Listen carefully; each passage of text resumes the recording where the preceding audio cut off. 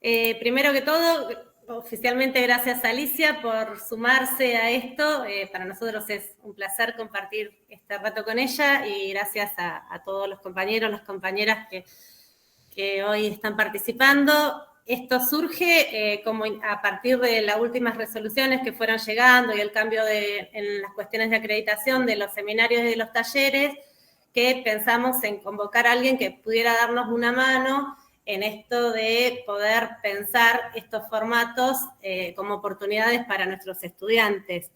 Y ahí surgió la invitación a Alicia. De Alicia, Google nos dice que es, entre otras cosas, maestra normal, profesora en Ciencias de la Educación y doctora en Ciencias de la Educación por la Facultad de Humanidades y Arte de la Universidad Nacional de Rosario. Al respecto, Alicia nos cuenta que hace muchos, muchos años que le preocupa y le ocupa la práctica docente, que pertenece a la Universidad Nacional de Rosario, específicamente a la Facultad de Humanidades y Artes, que en la actualidad es directora de la especialización en práctica docente y de la especialización en enseñanza en la escuela media con menciones, coordinadora de las maestrías en práctica docente y en docencia en el campo de la formación en prácticas profesionales y docente de los talleres de elaboración de los trabajos finales de esas carreras y también de seminarios. Y yo les comparto que en estos 2 años que tuve el honor de cursar con ella, descubrí en Alicia una persona sumamente generosa con sus saberes y sus conocimientos, que acompaña desde la amorosidad y la ternura las trayectorias de todos, y que es una de esas personas necesarias que cuando habla le salen maripositas de la boca, que se alojan en nuestros sistemas de ideas y nos convocan a pensar nuestras prácticas desde dimensiones transformadoras. Así que hoy es un privilegio y un placer poder compartir este encuentro. Bueno, gracias Teresa por todo lo que has dicho de mí. Espero estar a la altura en esta presentación porque ha abierto tantas expectativas que es todo un compromiso. Y a la vez es un gusto, es un placer que la posibilidad de esta modalidad de poder conectarnos. Quizás allá al inicio de la pandemia, nosotras cuando hablo de nosotras, hablo del equipo que conformamos para llevar adelante estas carreras que dijo Teresa, ¿no? Es decir, no sé si como directora, como docente importante en ese equipo que considero que es la que nos fue juntando, es Liliana Sanjurjo. Seguramente que en todos los institutos hay bibliografía de ella, libros y publicaciones que ha hecho, por eso la nombro, quizás la conozcan. Y decía ya en el inicio, del 2020, con el problema que tuvimos con la pandemia y las decisiones en ese momento que tomamos de hacernos cargo de esta modalidad que decíamos en ese momento virtual, que prácticamente la mayoría del equipo no sabía mucho en cuanto a recursos.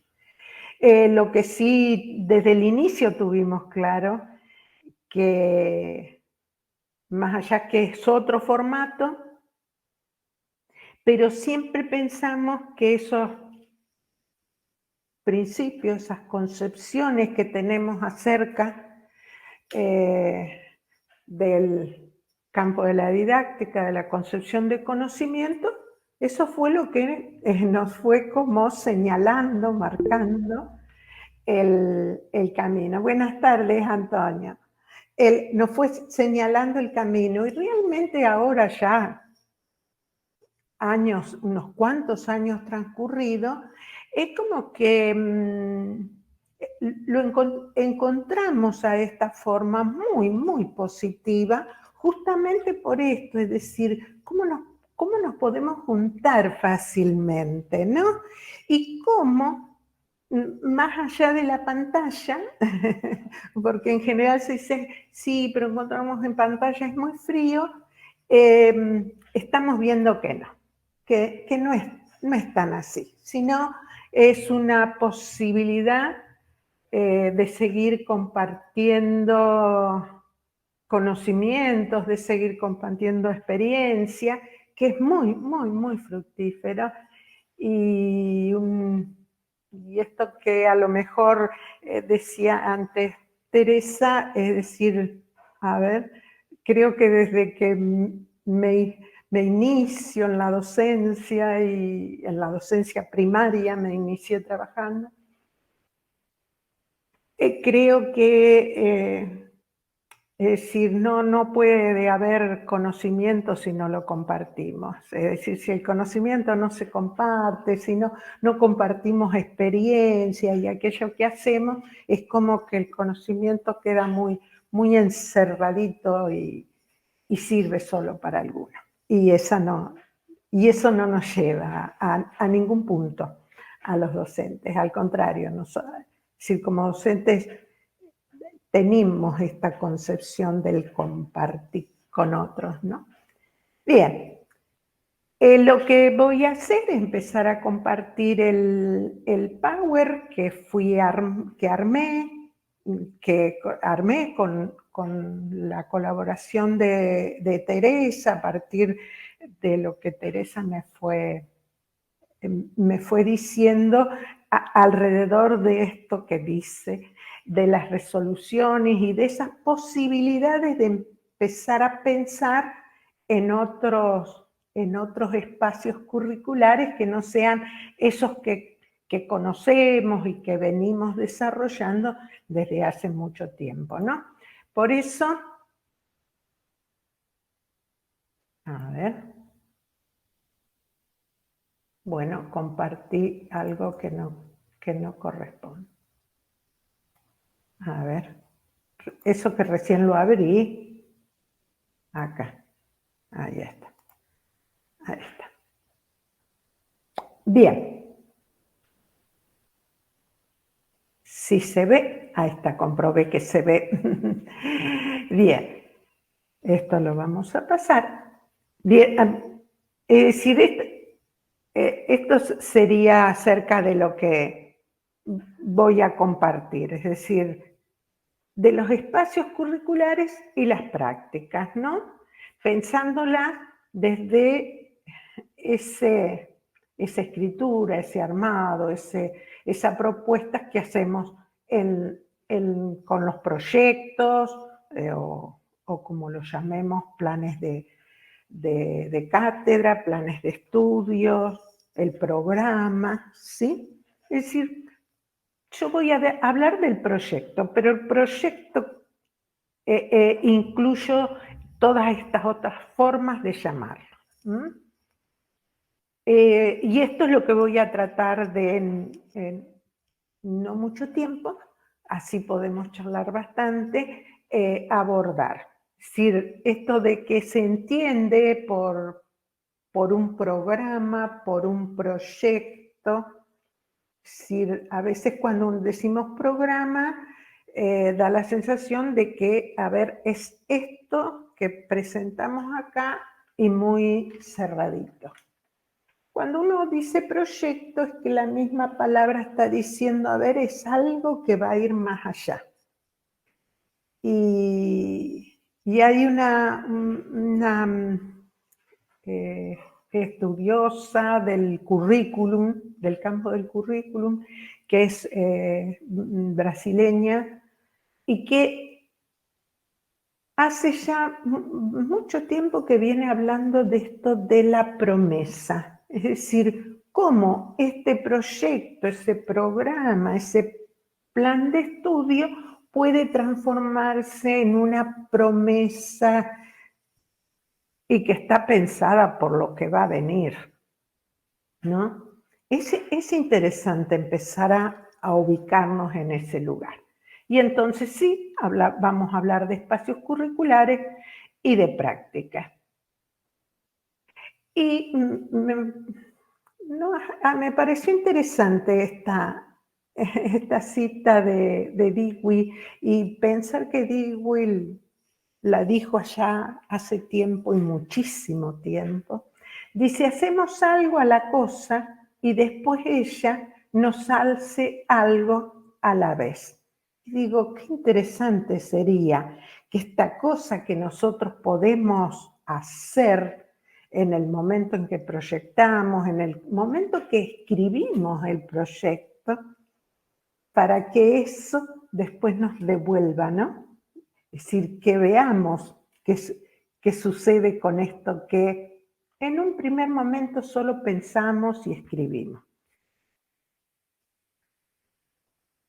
En cuanto hablamos de proyectos, de proyectar diseños, incluso podríamos incluir acá en esta concepción a los diseños curriculares, los planes de estudios, como los llamemos comúnmente y que los identifiquemos, ¿no? Que tiene que ver con armar un diseño de una carrera, de una cátedra, de una propuesta que puede estar dentro de ese, incluso hasta de ese programa, ¿no?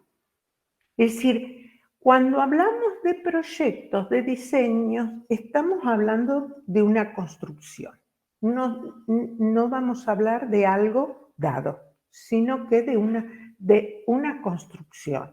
Y esa es una construcción que decimos, no es solo pedagógica, sino que es social, cultural, política, pedagógica y contextuada. Es decir, esta propuesta que hacemos nunca está separada, alejada de ese contexto donde la vamos a desarrollar. Hay autores que dicen que el proyecto que nosotros escribimos o que pensamos o que delineamos es una herramienta de la política educativa. ¿Por qué? Porque justamente es una construcción que conlleva a tomar decisiones. Es decir, conlleva decisiones que vamos a tomar en un momento determinado. Y eso tiene que ver con la dimensión de lo político, ¿no? Cuando hablo de lo político no me estoy refiriendo a la política partidista, sino al hecho de que somos seres humanos o somos sujetos políticos, porque más allá que a veces no lo hacemos en forma consciente, siempre estamos decidiendo sobre nuestras acciones e incluso a veces vamos mucho más allá y decidimos sobre las acciones de los otros, ¿no? O incluyendo o pensando en nosotros. Entonces, ese proyecto que armamos de una cátedra, por ejemplo, nos está identificando. Entonces uno dice, es un documento de identidad. No tiene número como nuestro DNI, pero sí está marcando, está condicionando un formato, una forma de llevar adelante esas acciones que pretendemos, ¿no? Y tomando lo que dice Casimiro, dice, es una producción de futuro. Es decir, porque el proyecto es eso, es pensar este presente que lo estudiamos, lo analizamos, historizando el pasado, pero es para el futuro, esta cuestión de promesa. En esa promesa que vamos a tratar de hacer, de pensar esto de la transformación, ¿no? De transformar esto instituido, que en algún momento fue instituyente, pero que en el devenir se constituyó en algo dado, en algo que en este momento lo tengo que rever, mirar y pensar. Por eso es decir, esta transformación entre lo instituyente. Pero pensar esta tensión entre instituido e instituyente como un devenir permanente. Esto que hoy lo pensamos como instituyente, quizás en el pasar, en el desarrollo, ese instituyente se convierte en un instituido sin sentido, ¿no? Y todo proyecto va a responder a ese futuro, a ese porvenir. En ese proyectar, lo que estamos marcando, señalando, incluso poniendo a disposición de otros, porque los proyectos, los programas de cátedra se comparten con los otros docentes, se comparte con los estudiantes. Es decir, lo que estamos mostrando y poniendo a disposición es el conocimiento, es decir, cómo pensamos la construcción de ese conocimiento profesional. Y entonces ahí es donde también vamos marcando esta cuestión de ese proyecto como una herramienta política y ese proyecto como un documento de identidad. Porque las cuestiones allí, entonces empezamos a hablar del conocimiento y acerca de qué concepción de conocimiento tenemos, ¿no? Entonces, ¿qué hacemos? Sí, hablamos y tratamos de que en esta proyección que hacemos, en este proyecto que estamos construyendo, teoría y práctica estén articuladas, no por un lado la teoría y por otro la práctica. Ustedes saben que, por ejemplo, en las universidades y en muchas de las carreras en las universidades todavía las clases están separadas en clases teóricas y clases prácticas. Y uno escucha y uno trabaja esto con los profesores y los profesores dicen, sí, se llaman así, pero sí, el pero está diciendo que no a lo anterior que dije. Es decir, es fuerte. Cuando nosotros nominamos algo, nominamos un espacio, es fuerte. Le estamos dando identidad. Y por eso estamos tratando de entender qué decimos cuando hablamos de teoría, cuando hablamos de práctica, ¿no? Y cuando hablamos de formación, es decir, ¿cómo puedo pensar la formación del otro? Y cuando el otro se apropia de un conocimiento acerca de esa práctica específica, en este caso la práctica docente. Y entonces, ¿y qué clase de conocimiento? Ese conocimiento que se repite, ese conocimiento que se produce. Y una de las cuestiones que vamos consensuando es, a ver, que se apropien de ese conocimiento que sirve, que les es útil, que lo pueden usar para dar respuestas fundamentadas y contextuadas a ese problema, a esa situación concreta en la cual tienen que resolver.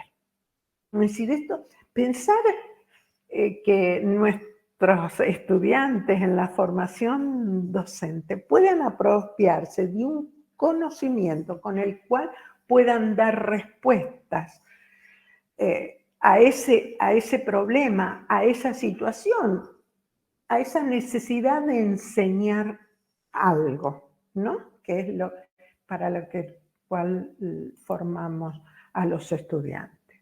Entonces decimos, en ese proceso de construcción de proyecto, ¿qué hacemos? ¿Sí? Porque cuando hablamos de construcción de proyectos, justamente cuando hablamos de construcción, de elaboración, estamos queriendo decir, no es que pasamos, es decir, ese programa años a años, todos los años seguramente que los leemos, los retocamos, los vemos, que hacemos? Los analizamos. ¿Y en relación con qué? Bueno, como dice un autor, Hugo Selmenman, dice, leemos la realidad. ¿Mm? Y no todos leemos la realidad de la misma forma, porque la realidad, esa situación, como dice él, ese corte que hago en un momento determinado y voy a analizar, voy a historizar, no es que voy a hacer una línea cronológica. Yo hago esta señal con la mano como que me voy para el pasado, diría Foucault, pero lo analizo desde el presente, por eso historizo, por eso no hablo de la historia en tanto cronología o causa y efecto, sino historizo. Hoy miro la realidad para poder analizarla, para analizar cómo llegué hasta acá. Y de ahí sí poder tomar decisiones pensando en un futuro, en una promesa, en un porvenir, que sería el proyecto. Lo que ocurre es que la lectura que hago de la realidad, justamente la hago desde como dice Liliana Sanjurjo, desde lentes teóricos, pero esos lentes teóricos también están atravesados por esa construcción del conocimiento que fui realizando, donde está atravesado por creencias, por valores, por juicios que llegan a ser prejuicios, por repeticiones, es decir, por esas apropiaciones, ya diría Davini hace ya bastante tiempo en esas investigaciones importantes que hizo acerca de cómo, es decir, nos construimos conocimiento acríticamente a través de creencias, valores, prejuicios, esas, dirías, ya son de esas teorías implícitas, de esas teorías acríticas de las cuales nos apropiamos. Entonces, esto de hacer es separarnos, ver en este momento qué está sucediendo, es decir, hacer ese ejercicio que nos dice Selmenman de leer la realidad, conlleva revisar también nuestras formas de construcción del conocimiento. Y entonces a partir de ahí comienzo a tomar decisiones, tomo decisiones. Pero claro, para tomar esas decisiones tengo que conocer las normativas, los diversos modelos o formatos que pueden tener los diseños curriculares, cómo pensar el desarrollo de una cátedra, cómo pensar esos espacios curriculares que conforman esa carrera, ese diseño curricular. Y entonces como que, a ver, quiere decir que, es decir, haciendo esa lectura de la realidad, sabiendo que no solo la hago desde teoría, sino que las hago también atravesadas por esas creencias, por esos prejuicios, por esas teorías implícitas, tengo que pensar en la flexibilidad de esos proyectos. Es decir, que sea flexible. Lo que está queriendo decir es que puede ser que esto suceda, como puede ser que sucedan unas cosas diferentes, que en el camino del desarrollo de ese proyecto, otros dicen de la implementación de ese proyecto, pueda tomar decisiones diferentes a las pensadas, a las propuestas, ¿sí? Eso es decir, esto Son puntos necesarios para pensar un proyecto. Y algo que tenemos que tener trabajado, estudiar, es decir, algo que tenemos estudiado pero seguimos estudiando, es comprender que la formación profesional es un proceso, y es un proceso de articulación, de teoría y de práctica. ¿Pero esto dónde? ¿En los trayectos de la práctica? No, desde el inicio de la carrera. Es decir, todos los que formamos dentro de una carrera, todos los formadores, más allá del trayecto de la práctica, todos estamos formando para esa práctica, para esa práctica profesional, como si llamamos a la práctica docente como una más de las prácticas profesionales para la cual nos vamos formando. Para eso, ¿con qué tenemos que contar y explicitárnoslo a nosotros mismos? Y poder compartirlos con los otros, ¿no? La concepción de conocimiento, es decir, ¿cómo concebimos al conocimiento? ¿Como algo dado? ¿Como algo cerrado? Miren, acá lo tengo a mano porque me parece muy esclarecedor. Este es el, a ver si se ve. Acá, ahí Sí. me estaba buscando. Este es el libro de Hugo Semmelmann. Y él toma a otro autor, Ernest Bloch, en un libro que se llama El principio esperanza, y hace una cita de ese autor. Dice, no habría posibilidad de reelaborar una cosa según el deseo, si el mundo fuera cerrado, lleno de hechos fijos e incluso consumados. En lugar de ello, hay simplemente procesos, es decir, relaciones dinámicas en las que lo que ha llegado a ser no se ha impuesto totalmente. Lo real es proceso. Y es la mediación muy ramificada entre presente, pasado no acabado y sobre todo futuro posible.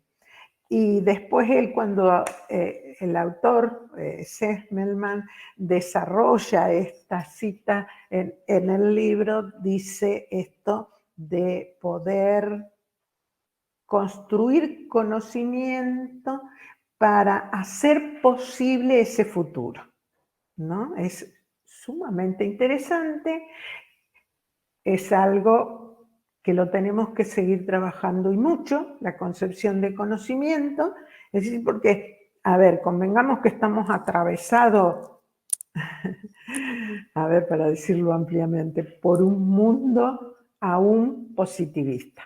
Entonces, es mucho el trabajo que tenemos que hacer, porque en general no encontramos proyectos, eso que uno mira, muchos proyectos de diferentes instituciones, de diferentes ámbitos, y uno dice, no encuentra proyectos donde no se piense en la formación de un profesional crítico, ¿sí? Pero después, ¿qué hacemos para eso?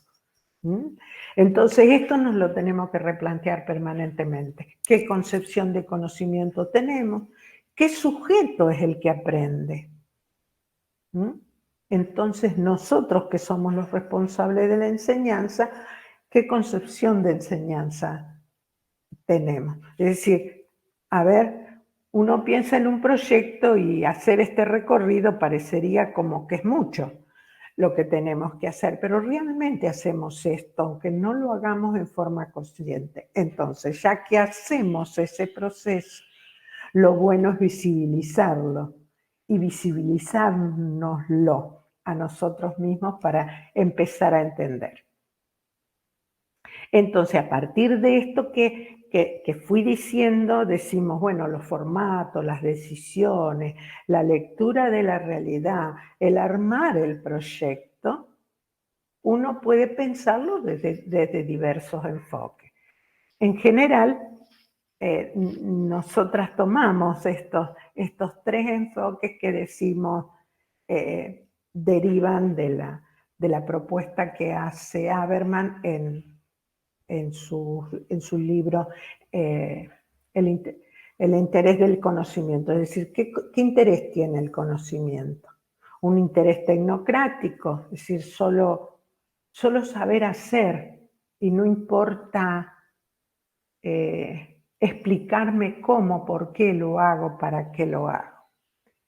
Desde un saber práctico y desde un saber crítico, voy a romper con esa perspectiva tecnocrática. Entonces, ya voy a saber operar para tomar decisiones fundamentadas, ¿sí? Estas decisiones que tomo las puedo fundamentar.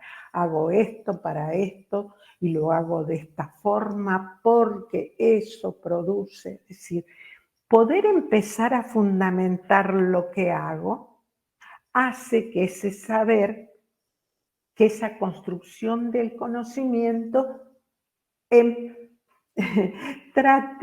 tenga todas las intenciones y haga posible en ese futuro la construcción de un profesional crítico, ¿no?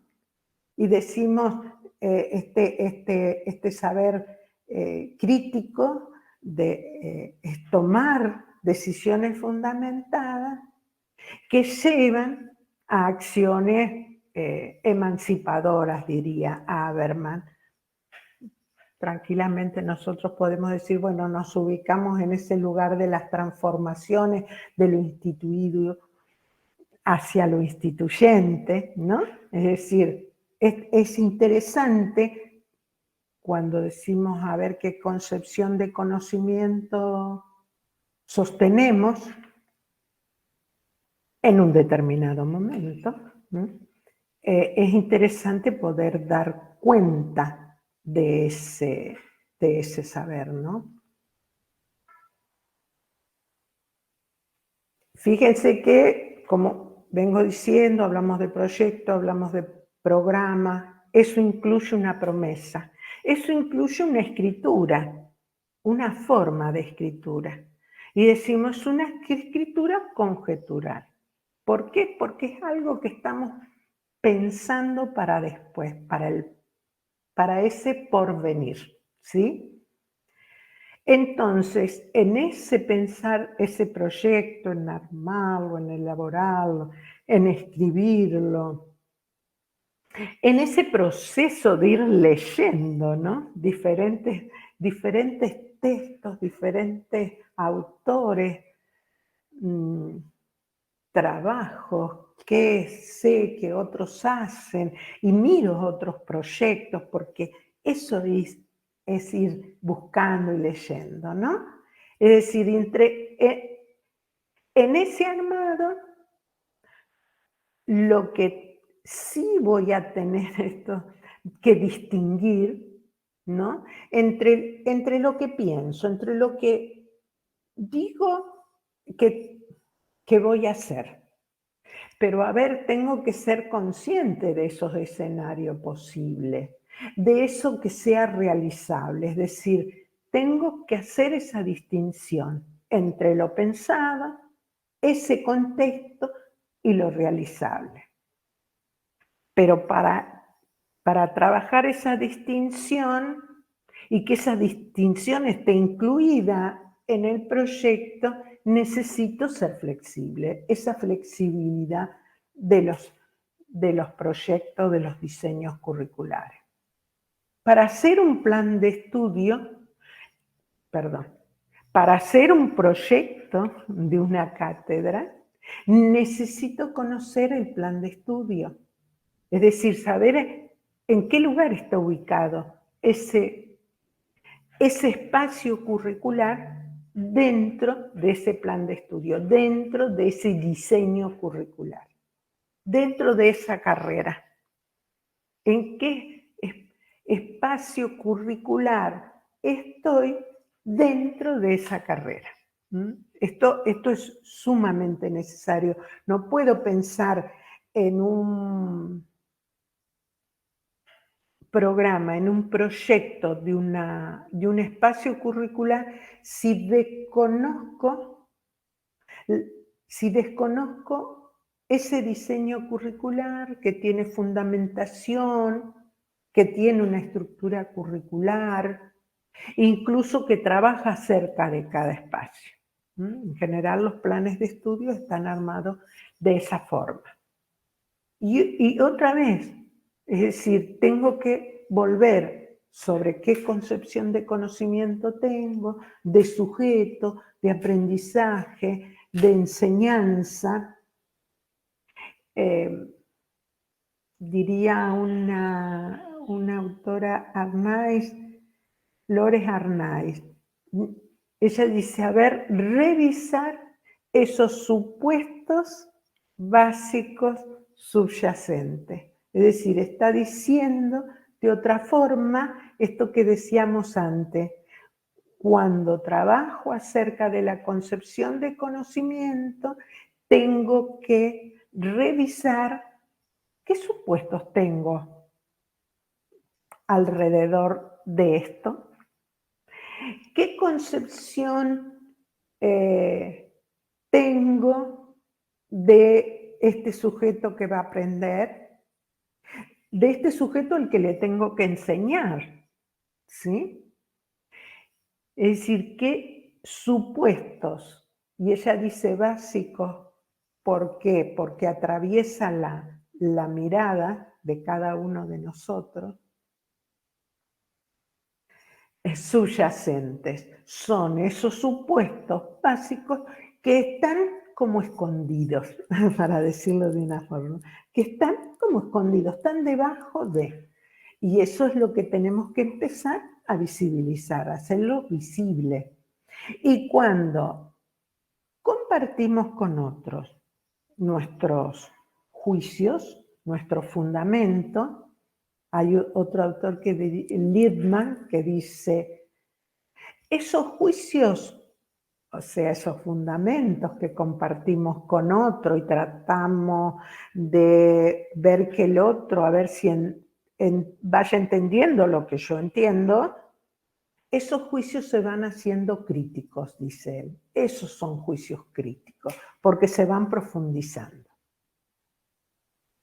Y otras de las cuestiones que tengo que conocer y trabajar, bueno, tiene que ver con qué formatos pueden tener estos proyectos, qué formatos pueden tener esos espacios curriculares.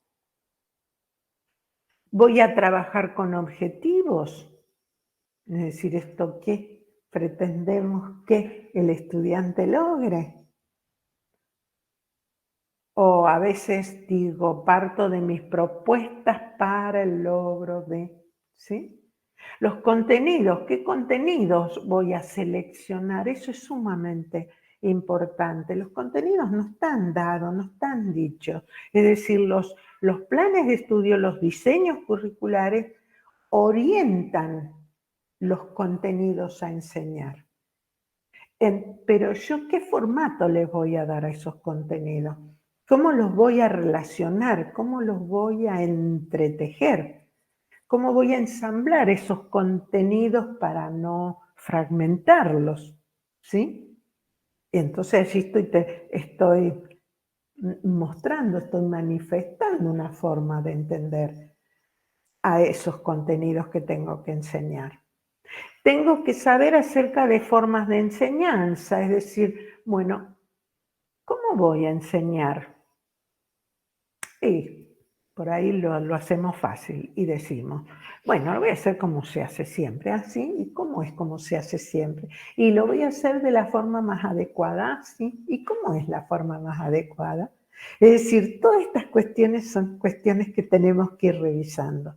Cuando hablamos de forma de enseñanza, uno puede decir, puedo articular en un mismo encuentro, en una misma clase, puedo articular preguntas, con respuestas, con lecturas, con demostraciones, con narraciones. Hay muy pocas formas de narración, formas de enseñanzas narrativas en general en las clases o en los encuentros, ¿no? Hay muy poca narración, siendo que es una forma de enseñanza la narrativa con la cual podemos incidir en los otros, podemos hacer que los otros se abran y escuchen de una forma diferente eso que estamos enseñando y que no sea solo exposición. ¿Hay exposición en las clases, en los encuentros? Sí. Pero ¿cómo podemos hacer que estas exposiciones, por ahí decimos, no sean repeticiones, reproducciones de lo que dice este autor, este otro, este otro, este otro? Sin mediar eso por una reflexión, mediado por ejemplos, por preguntas, por hasta conversación, es decir, poder entablar una conversación didáctica, decimos, ¿sí? También tenemos que pensar acerca de la evaluación, es decir, ¿cómo concebimos a la evaluación? La evaluación es solo la acreditación, eso último, es solo el examen. La evaluación es solo el trabajo práctico, es solo la prueba. ¿Qué es la evaluación? ¿Cómo puedo evaluar durante el desarrollo de ese proyecto, de ese programa, en ese espacio curricular específico? También pienso en actividades, pienso en tiempos. Cuando pienso en actividades, claro, las actividades son diferentes a las formas de enseñanza. Cuando pienso en actividades, en general pienso las actividades para los estudiantes. Y en las formas de enseñar estoy pensando yo como docente qué voy a hacer. También tengo que pensar en los tiempos. Los tiempos van a atravesar incluso las decisiones acerca de cómo abordar los contenidos, si los voy a abordar en profundidad, si los voy a abordar en extensión, si los voy a articular, si los voy a integrar. Es decir, cómo voy a trabajar esos contenidos en este determinado tiempo. Estas formas de enseñanzas articuladas entre preguntas, entre narraciones, conversaciones, exposiciones, también las tengo que pensar en un tiempo determinado. Porque entonces, si no las pienso en un tiempo determinado, terminan perdiendo sentido, porque después en un momento dado me quedé sin tiempo y entonces nos justificamos y los tiempos son muy cortos, decimos, ¿no? Y decir, y sabemos que los tiempos son cortos. Entonces, el tiempo también tiene que estar previsto en esa programación.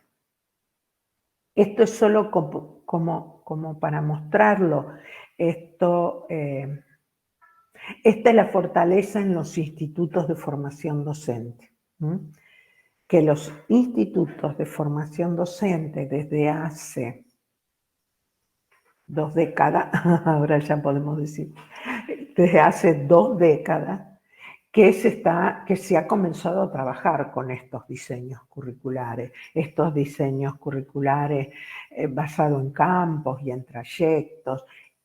Este gráfico, miren, este gráfico es del 2011 y lo trabajan y lo realizan esa comisión que se llama ANFE, que es la de Asociación de Facultades de Ciencias de la Educación. Es decir, que en un momento dado se juntaron para armar fundamentos en contra de lo que estaba proponiendo en esos momentos el INFOT en los profesorados, en la formación docente. Los institutos ya habían avanzado en esos diseños curriculares, pero los profesorados en las universidades no. En el 2011 elaboran un documento con resolución del CIN y muestran esta posibilidad de pensar los diseños de otra forma. Miren cuánto hay que trabajar y cuánto tiempo tiene que pasar porque, por ejemplo, en la Universidad Nacional de Rosario, que hay muchas facultades que tienen profesorado, la nuestra, que es la Facultad de Humanidades, que hay muchos profesorados de Ciencia de la Educación, de Arte, de Antropología, de Historia, de Lengua, de Filosofía. Todavía no está este trabajo de pensar esa formación docente en campos y en trayectos. Sí, por ejemplo, en el profesorado de matemática que está en la Facultad de Ingeniería. Hace 3 años que vienen trabajando con un diseño curricular de esta forma. Esto, a ver, yo soy profesor en esta carrera, en esta carrera que piensa la formación en campos y trayectos. Aunque yo esté allá en el inicio, en el primer año, es decir, yo tengo que pensar la elaboración, la propuesta de ese espacio curricular desde este lugar, desde esta concepción de formación, ¿sí? De formación en trayectos, de formación entre espacios que se articulan.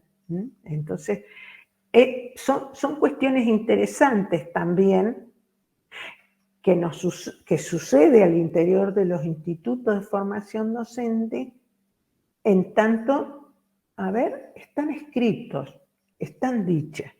¿Qué nos pasa a nosotros? Que los tenemos que desarrollar. O como dicen otros autores, hay que implementarlos, ¿no? Dentro de ese diseño curricular, cada uno de nosotros en pareja pedagógica, eso es sumamente interesante. Otro dispositivo muy potente que ha incluido estas formas de pensar los diseños curriculares en campos y trayectos, ¿no? En pensar el trabajo con otro, el trabajo que puedo ir articulando con ese otro, ¿no? Que es el que conforma la pareja pedagógica. Que tiene a veces otra mirada, que compartimos diversas concepciones, que uno puede aportar desde un lugar, el otro de otro. Es un dispositivo sumamente interesante. Creemos que no hay mucho trabajado en experiencia, en relatos de experiencia, pero no hay mucho desarrollo teórico al respecto de la pareja pedagógica.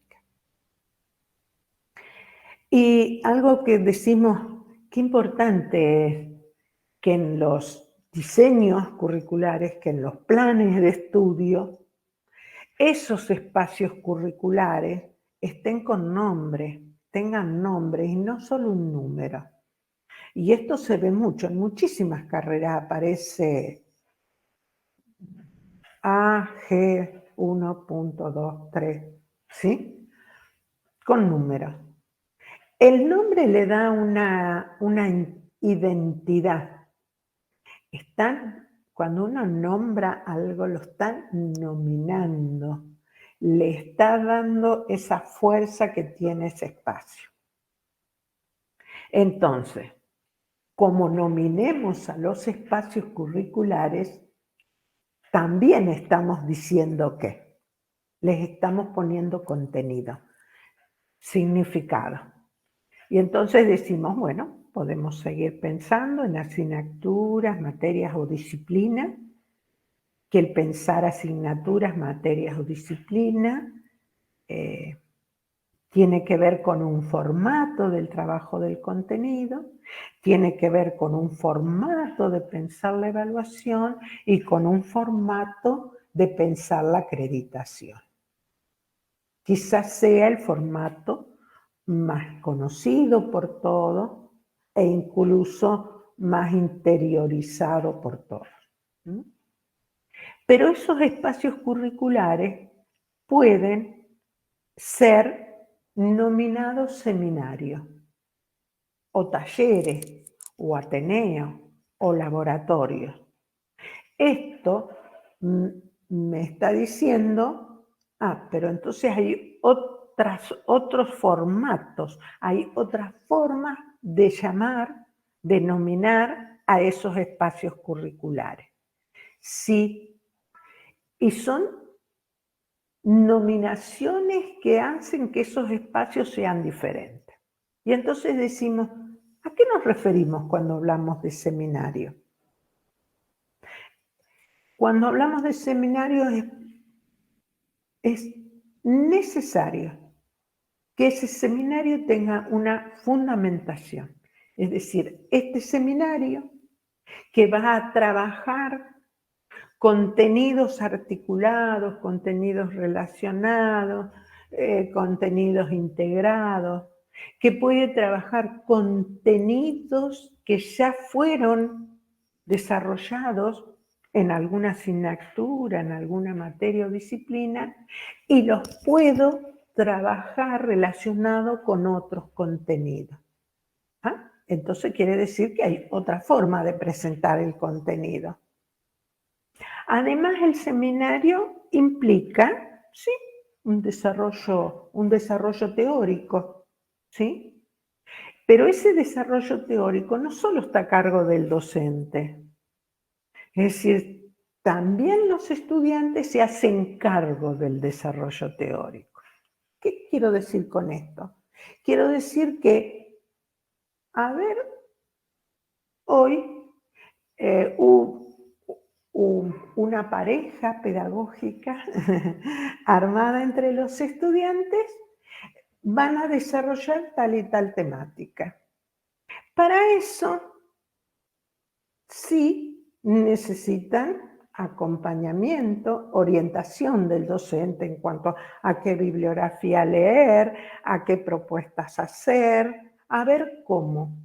Y uno dice, sí, pero a ver, hay un seminario que puede llegar a estar en el primer año, sí, puede ser, porque son formatos a los cuales los estudiantes no están acostumbrados, no los conocen. En la escuela media aparece en algunos diseños, hay como en el cuarto o quinto año hay algo trabajado que dice el seminario tal, con un nombre.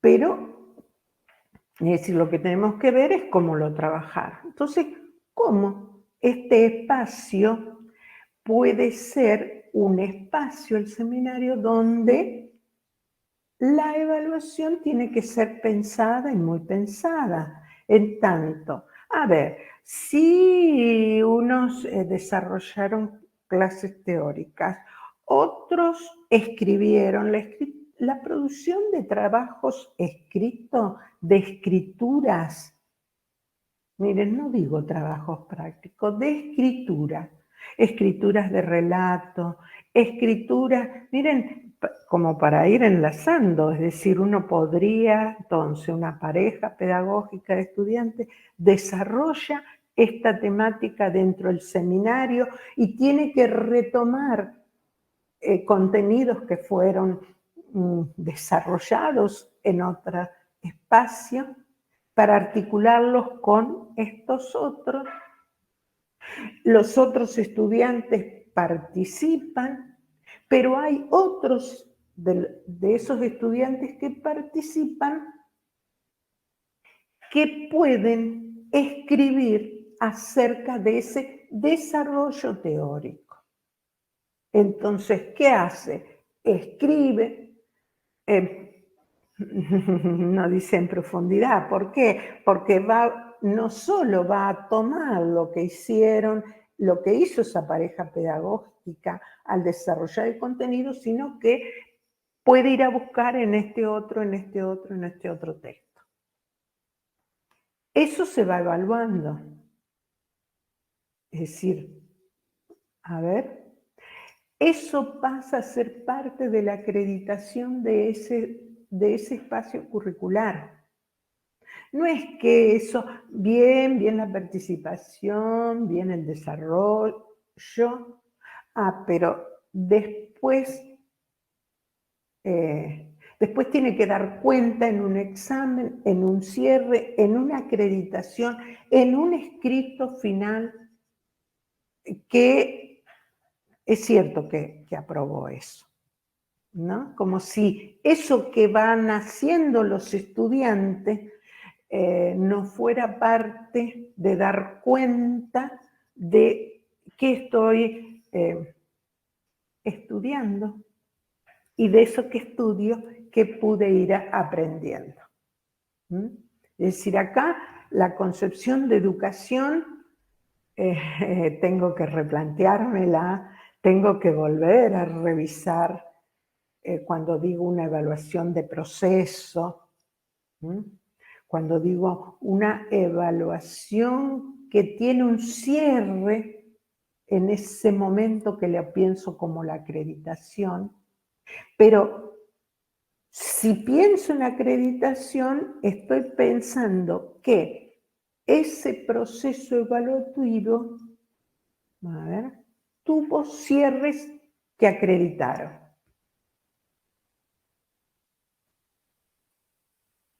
Fui, por ejemplo, otro caso, a partir del desarrollo teórico que el docente hace en el seminario, puede ir haciendo que el estudiante que escriba un trabajo acerca de, y que lo profundice, y que lo relacione con este otro. Ese es un proceso evaluativo. Esos cierres que el estudiante va haciendo, va acreditando. Entonces, en el examen no necesito pedirle que dé cuenta o con un documento nuevo o con un desarrollo acerca de algo que ya fui haciendo. Es decir, el seminario tiene una evaluación de proceso. ¿Qué quiere decir la evaluación de proceso? Me está diciendo, sentí un ruidito, por eso mire, me está diciendo que ese estudiante, a ver, como para hacer un parangón con la acreditación, pero cuando hablo de acreditación no quiere decir, no me refiero a la evaluación de proceso, es decir, la acreditación sería esos puntitos de cierre que va haciendo el estudiante, ¿sí? Es decir, la diferencia que hay entre evaluación y acreditación, que la evaluación es de proceso. La acreditación es de un momento. El examen final es una acreditación de un momento, de ese momento. Cierra eso. Y esa acreditación me está siendo necesaria porque es con lo que, como docente, doy cuenta que ese estudiante aprobó ese espacio curricular. Pero yo no necesito llegar a esa instancia para para hacer el seguimiento de ese estudiante si aprobó o no aprobó ese espacio. Porque a veces la pregunta está, sí, pero entonces, ¿qué nota pongo? ¿Cómo evalúo? Es decir, la pregunta tendría que ser ¿cómo acredito? Y voy acreditando a medida que voy evaluando en ese proceso. El taller y el Ateneo tienen la fundamentación en el trabajo de lo grupal. Es decir, tanto el taller como el Ateneo trabaja con la fundamentación de ese gran dispositivo que es lo grupal. El taller, en general, uno lo piensa como producción. Sí, es producción. Producción de diferentes formas, ¿sí? Desde producir algún escrito hasta hacer una producción estética. También la evaluación es la evaluación de proceso en el taller. Lo que sí distingue al taller y distingue al Ateneo es la posibilidad de trabajar con lo grupal. Uno dice, en todos los espacios curriculares se podría trabajar lo grupal, y lo grupal siempre está en potencia. Justamente uno dice, este es el grupo de estudiantes, que no tiene nada que ver con la concepción de lo grupal.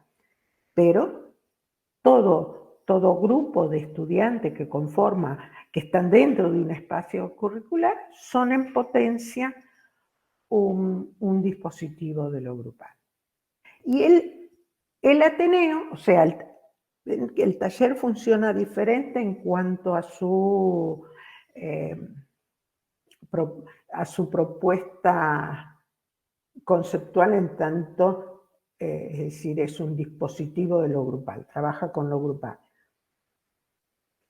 Pero la evaluación es de proceso, es decir, el taller puede cerrar con la producción que se va decidiendo en el hacer. Pero no es esa sola, es decir, no voy a acreditar al taller solo con esa producción.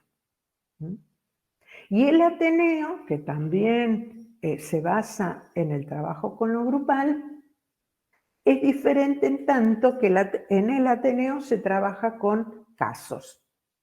En general, el docente, esa pareja pedagógica que tiene a su cargo el Ateneo, puede construir, y el construir es el escribir un caso que tenga que ver con cuestiones, con problemáticas concretas de esos estudiantes que van a cursar ese Ateneo, y que a la vez ese caso pueda integrar, articular diferentes contenidos. Tantos contenidos específicos a ser enseñados, como contenidos que tengan que ver con el campo, por ejemplo, de la didáctica. ¿Qué se hace? Eso se presenta desde el inicio, el estudio de caso, el caso se presenta desde el inicio, va acompañado con orientaciones con preguntas, con orientaciones de lecturas, pero abierto a que los estudiantes, los que participan del Ateneo, puedan incluir sus búsquedas, sus hallazgos, decimos. Y que el Ateneo se cierra, no quiere decir se acredita, sino ese proceso tiene un cierre de elaboración, podemos decir, de elaboración de respuestas a esa problemática presentada a través de un estudio de caso. Y el laboratorio también está basado en lo grupal, también, sobre todo pensando en un laboratorio de la práctica, ¿no? Y en ese laboratorio podemos trabajar con experiencias. Uno dice, a ver, es fácil, pero pensamos en un laboratorio, en una, qué sé yo, en biología, en química.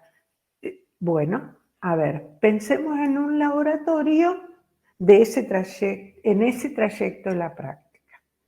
Algo que voy a tener que trabajar en ese laboratorio es poner el cuerpo, todo lo que tenga que ver con la práctica docente, poner el cuerpo, escribir, leer, proponer propuestas, es decir, desarrollar propuestas de enseñanza. Lo que puede también pasar, que no lo leí antes, es esto de que dentro de un espacio curricular, a lo mejor es un espacio curricular que está concebido en el periodo de un año. Y dentro de ese espacio hay 2 seminarios, uno en el primer cuatrimestre y otro en el segundo cuatrimestre. Es decir, el seminario, por más que esté dentro de un espacio curricular determinado, ese seminario o ese taller lo tengo que programar, pensar desde lo que estuvimos trabajando antes, ¿no? Y con esto cierro, así damos posibilidad a las preguntas. Es decir, ¿cuál es esta tensión que se nos presenta? No ya en la elaboración del proyecto, ¿no? Sino en desarrollarlo, decimos. Es decir, esta tensión, las tensiones las abordamos, las tensiones no las resolvemos, sí las abordamos. En tanto elaboración del proyecto, tengo el proyecto y la implementación o desarrollo de ese proyecto. Esa es una tensión. Y es una tensión que voy a abordarla desde ese lugar de leer la realidad permanentemente. Voy a ir leyendo la realidad. Voy a ir revisando que ese proyecto realmente sea una promesa, ese porvenir. Y esa realidad áulica, es decir, esa acción colectiva que hago en general con la pareja pedagógica, con los docentes de las otras áreas, ¿sí? O de los grupos que voy conformando. Es decir, esa tensión la voy a ir abordando de esos diferentes lugares que tiene que ver con lo que vine desarrollando desde el inicio. Y una de las cosas que creo que no tenemos que dejar, sobre todo en estos momentos, es decir, donde son tiempos. Esto, miren, lo dijo Fernando Ulloa hace ya muchos años. Dice, en tiempos de barbarización de los lazos sociales, que tanto, es decir, vivimos los docentes como viven nuestros estudiantes y los que se forman con nosotros, ¿no? Entonces, decimos, no es menor hacer la promesa de que lo que decimos que vamos a hacer, lo vamos a intentar hacer. Es decir, intentar quiere decir que vamos a hacer todo el esfuerzo necesario para poder cumplir con esa promesa, ¿no? Pensar que el proyecto puede convertirse en una promesa que vamos a cumplir. Y considero que eso sería un montón, tanto para nosotros como docentes como para los estudiantes, ¿no? En nuestros espacios curriculares, en nuestras cátedras. Bien, dejamos espacio a comentarios, preguntas, algo que quieran compartir.